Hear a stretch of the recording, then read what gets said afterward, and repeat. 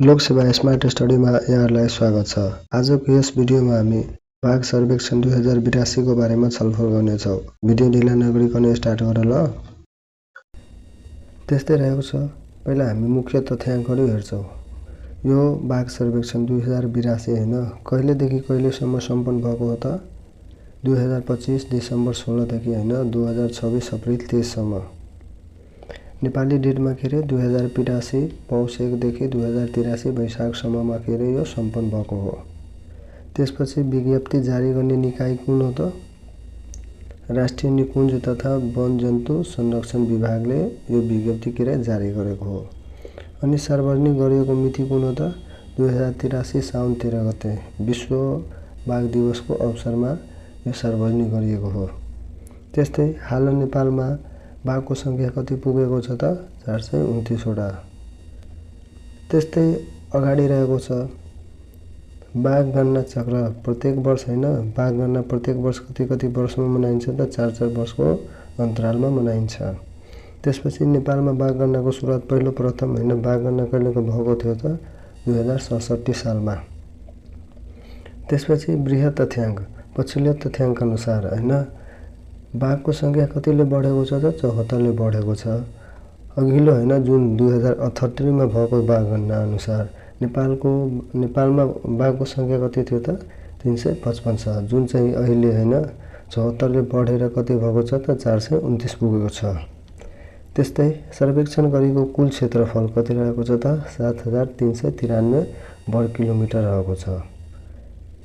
त्यस्तै रहेको छ कुल ग्रिड संख्या कति त? 1848 बाट हैन, जसमध्ये 639 वटा ग्रिडमा बाघको तस्बिर परेको छ। प्रयोग गरिएको क्यामेरा ट्र्याप कतिवटा रहेको छ त? 3696 वटा रहेको छ। अनि क्यामेरा ट्र्याप हैन प्रयास कतिचोटि प्रयास गरेको छ त? 36181 दिनसम्म यो प्रयास गरेको हो क्यामेरा ट्र्याप। अनि प्राप्त कुल तस्बिर कति तस्बिर प्राप्त गरेको छ त? 11911। त्यस्तै अर्को रहेको छ पहिचान भएका छुट्टा छुट्टै भाग इन्डिभिजुअल टाइगरको संख्या कति पुगेछ त? 373 वटा छ। त्यसपछि सबभन्दा बढी बाघ रहेको एकदम महत्त्वपूर्ण सबभन्दा बढी बाघ रहेको राष्ट्रिय निकुञ्ज कुन हो त? चितवन राष्ट्रिय निकुञ्ज हो। कतिवटा छ त? 145 वटा। त्यस्तै 2082 अनुसार सबभन्दा बढी चितवन राष्ट्रिय निकुञ्जमा 145 वटा। त्यसपछि बर्दियामा कतिवटा त? 112 वटा। पर्सामा कतिवटा रहेको छ? पर्सा राष्ट्रिय निकुञ्जमा 71 वटा। त्यस्तै बाँके राष्ट्रिय निकुञ्जमा कतिवटा रहेको छ त? 51 वटा। त्यस्तै शुक्लाफाटा राष्ट्रिय निकुञ्जमा कतिवटा रहेको छ त? 50 वटा। यो 5 वटा हैन, क्रमशः याद गर्नु।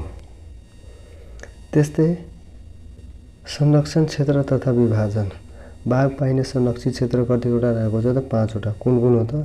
चितवन, पर्सा, बाँके, बर्दिया र शुक्लाफाटामा बाघ पाइन्छ। यो संरक्षित क्षेत्रहरू हुन्छ। त्यस्तै कम्प्लेक्स विभाजन चितवन र पर्सा, बाँके र बर्दिया र शुक्लाफाटा र लालीझाडी गरेर हैन 3 वटा कम्प्लेक्समा यसलाई के गरेको छ त? विभाजित गरेको छ। त्यस्तै अझै केही थपहरू छ विश्वको परिप्रेक्ष्यमा। विश्वमा बाघ दिवस हैन, विश्व बाघ दिवस 2026। विश्वमा हैन बाघ दिवस कहिलेदेखि मनाउन थाल्यो त? हैन कहिलेदेखि मनाउन थाल्यो भने 2010 देखि। र कहिले मनाइन्छ त? जुलाई 29 को मनाइन्छ। त्यस्तै सन् 2026 कतियो बाघ दिवस हो त? 17औं बाघ दिवस हो। अब बाघ गणना कति वर्षमा हुन्छ त? 4 वर्षको अन्तरालमा हुन्छ। अनि विश्वको कति देशमा बाघ पाइन्छ त? 13 वटा देशमा बाघ पाइन्छ। अनि बाघ कुन देशको राष्ट्रिय जनावर हो? हामी सबले जानेकै कुरा हो। यो हाम्रो छिमेकी राष्ट्र भारतको राष्ट्रिय जनावर बाघ हो। त्यसपछि विश्वमा सबभन्दा बढी बाघ पाइने देश पनि कुन नै हो? भारत नै हो। अनि विश्वमा हाल बाघको संख्या कति भएको छ त? वा कति पुगेको छ त? 5500 भन्दा बढी पुगेको छ। त्यस्तै बाघ सम्बन्धी हैन 10 वर्षे कार्ययोजना कहिलेसम्म गरिएको हो त? 2023 देखि 2032 सम्म 10 वर्षे कार्ययोजना। अनि नेपालमा हाल बाघको संख्या हामी सबले भर्खरैले जानेको कुरा हो, 429 वटा पुगेको छ। त्यस्तै रुसको सेन्ट पिटर्सबर्गमा बाघ शिखर सम्मेलन कहिले भएको थियो त? 2010 मा। त्यस्तै यसका केही मुख्य हैन ऐतिहासिक तथा महत्त्वपूर्ण तथ्यहरू रहेको छ। ऐतिहासिक घोषणापत्र होइन। 13 मुलुकले सन् 2010 जुन सम्मेलन भएको थियो के अरे रुसको पिटसबर्गमा भेला भएर होइन 12 वर्षमा के अरे बाघको सङ्ख्या दोब्बर गर्ने के अरे घोषणा गरेको थियो। अनि नेपालको के अरे उपलब्धिमा होइन सेन्ट पिटसबर्गमा जुन 2010 के अरे भेला भएको थियो 13वटा राष्ट्रहरू होइन, त्योमा 2022 होइन नेपाल सम्बन्ध के आयो त प्रथम आएको।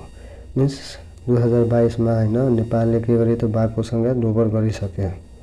त्यसपछि बाघ पाइने 13वटा देशको नामहरू छ। के रहेछ? भारत हो, नेपाल हो, भुटान हो, बङ्गलादेश रहेछ, Myanmar, Thailand, Malaysia, Indonesia, Cambodia, चीन, रसिया, लाओस र भियतनाम रहेको छ। यी 13वटा देशमा के अरे बाघ पाइन्छ। त्यस्तै बाघ दिवस 2026 को नारा के रहेको छ त?